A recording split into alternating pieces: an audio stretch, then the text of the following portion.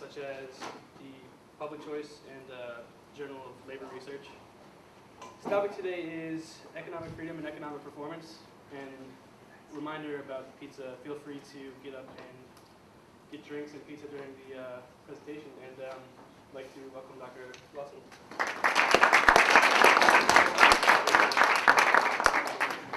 Thank you, William. I want to start off by thanking Jennifer and John, Dan, and Walter for inviting me. Walter, I met for the first time when I was your age. He doesn't remember meeting me. I remember meeting him. But a few years after that, Walter and I found ourselves at another meeting. And that meeting led to a book that I've kept going on for the last decade or so with, and that's what we're going to talk about tonight. So Walter has a hand in the project we're going to talk about. I'm very happy to be in New Orleans. It's a great town. Now I live in Auburn. I just moved to Auburn. It's really nice to be only 5 hours from New Orleans, so I might be coming down more often. Really happy because I ran the marathon Sunday and ran a 3:10, which is by far a personal best for me. So I'm very happy with that. After Sunday's race, it doesn't really matter how bad this talk goes because the weekend's going to be a success as far as I'm concerned. So let me talk about this project, and I'm going to set it up. I'm going to set it up with perhaps a not entirely fair kind of straw man kind of argument here. But if you look at the grand debate that's gone on in economics for the last 100, 200 years, I think it's fair to characterize it as sort of debate between Adam Smith and Karl Marx. Now, this isn't entirely fair, but just as sort of straw men figures, I think it's a working way of thinking about the world. On the one hand, you've got Adam Smith, who in one degree or another advocated a system of what he called natural liberty, a system of private property, freedom of trade, self-interested people in markets going about their lives, and not no government, but certainly a limited role for government in society. On the other hand, Karl Marx and the sort of tradition that followed from Marx advocated a system of public property as opposed to private property, a system of centralized, typically state control of economic decisions. Okay, so we have these two competing strands of thought. And when I was a student like you, I'm old now. It was in the mid-1980s. Not as old as Walter, but I'm old. And in the mid-1980s, the Soviet Union was still in existence. And when I would debate with my fellow students at Ohio University, my undergraduate school, we would have these wonderful debates deep into the evening, usually with the assistance of alcohol. And I, at that point, was already a committed free market libertarian. I already had sort of thought things through and decided that I think free markets work better, and probably a better way of organizing the way we live.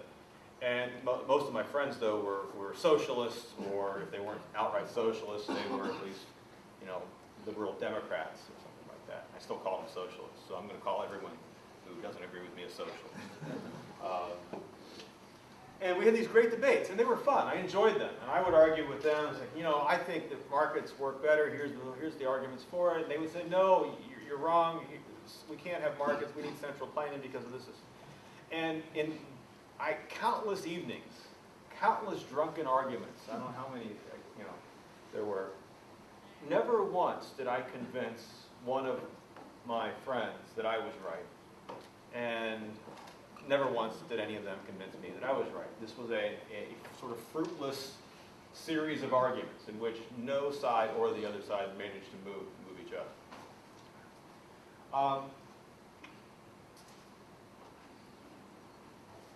Let me draw a metaphor, though, for the problem. What if two chemists, I'm a frustrated natural scientist. If I was smarter, I'd be a physicist today, but I wasn't smart enough to do physics, so I went into economics. But what if two chemists had a debate, and one chemist, analytical chemist, had written down his formulas and his very simple as they do in chemistry, and is, if we mix these two chemicals together, my calculations show that it's going to smell like roses. And another analytical chemist says, no, no, no, no. My calculations say that if you mix those same two chemicals, it will smell like rotten eggs. And the two chemists both have arguments on their side, and their mathematics and their models. And one is dead sure that if you mix the chemicals, it'll smell like roses. The other is dead sure if you mix the chemicals, it'll smell like rotten eggs. So what are these two chemists going to do? Are they just going to argue for decades and decades and decades? What are they going to do? They're going to mix the two damn chemicals together and see what happens. I mean, it's really not that tough a problem. Mix the chemicals together. If it smells like roses, and the first guy is right, it smells like rotten eggs, and the second guy is right, and the problem's solved. We all move on with our lives and, do other things. Well, in large part, I look at this debate, it's a lot like that. We have one side, it's the Adam Smith view, my prior view, is that if you have a system of society based on natural liberty, private property, free markets, what I'll just call economic freedom, it'll smell like roses. The world will smell like roses. It'll be a nice smelling world. It'll look good. It'll have nice things about it. People will be rich. They'll be happy, prosperous, whatever. My other friends said, no, no, no. If you have that kind of world, it'll smell like rotten eggs. You're going to have all kinds of problems. You're going to have poverty. You're going to have recessions. You're going to have monopoly. You're going to have all the list of problems that Marxists thought you would have. Okay. But rather than argue about it, I think we should take more of an approach that we would have if we were natural scientists. And again, economics is not a natural science. We can't do the sort of laboratory experiments that you can do in the natural sciences. But I think that there's value in understanding the way in which natural sciences approach these kind of theoretical debates. When natural scientists have theoretical debates, they oftentimes turn to empirical data to help decide which side is the correct side. And so for my entire 20 or so year career, I've been working on the empirical side of this great debate between Smith and Marx. And again, I know that's, from a history of economic thought point of view, that's not, I don't really like that comparison, but that's easiest for us to sort of remember. Okay, so what do we want to do? We want to measure economic freedom. Why do we want to measure economic freedom? We want to measure it because if we can get a measurement of how free a society is, how close a society is to Smith's view, or conversely, how close the society is to Marx's view, if we can get a measurement that tells us how close you are to which other side, then we can ask ourselves and answer some questions. Do societies that look like Smith's vision of society or closer to Smith's version of society, are they richer there? Are they live longer there? A whole host of empirical questions that we can ask. Okay? Before we can ask any of those questions and answer any of those questions, though, we need to get a measurement.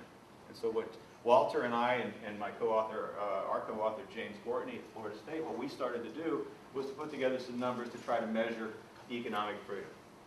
Okay? Economic freedom is kind of a mushy concept. It's got a lot of attributes to it. I think most of you, if you're econ students, have a vague idea of what I mean when I say economic freedom. It means individuals making decisions about their economic lives. You choosing what your major is going to be. You choosing what kind of job or occupation you're going to have. It's not going to be some central plan. It's going to be the freedom of you and me and other people to trade domestically, trade with each other, but also trade with people who live in the rest of the world internationally. It's the freedom to enter and start a business and compete with each other in markets. And lastly, not lastly in significance, but lastly, it's about the security of your property rights. And that when you earn income, when you have property, that you have a right to protect that property. This is sort of the bundle of ideas that I have in my mind when I think of economic freedom. It seems a little fuzzy, and you might ask, how can you measure that thing? Well, I might turn the question around. Who's here studied GDP?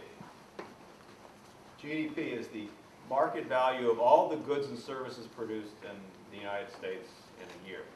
Now, what kinds of goods and services are produced in the United States? We have everything from haircuts to ICBM missiles. We don't have those anymore, probably. Haircuts to cars to college lectures.